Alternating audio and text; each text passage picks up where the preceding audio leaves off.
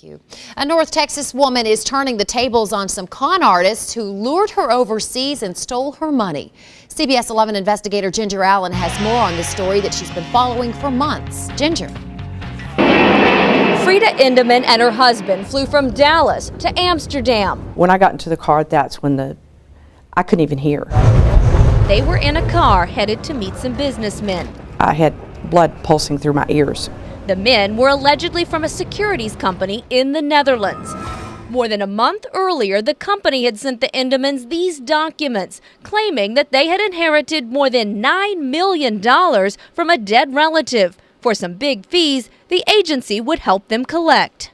How cool would that be? She was doubtful, but the company was convincing. After 6 weeks of emails and phone calls, they were coming face to face in a remote office building. We go up these stairs and it's very sterile. Endeman says 4 men showed her stacks of $100 bills, which they claimed was the Endemans' inheritance. And that's when she got scared again. Anytime you see somebody putting on rubber gloves and pull a knife out, it's alarming.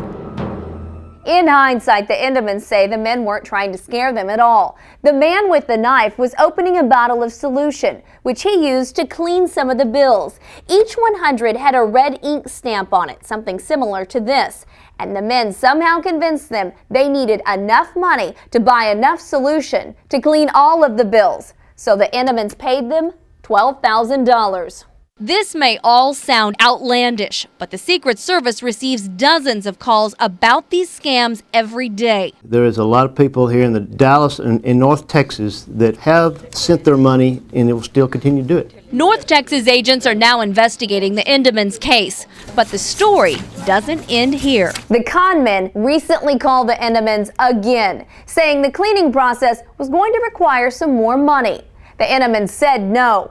But days later, they received this $55,000 check in the mail, allegedly an American investor who wanted to help pay for the process.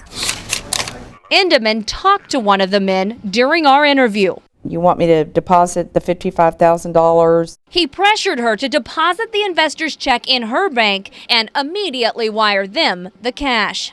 It'll be a counterfeit check. And they apply pressure that is almost unbelievable.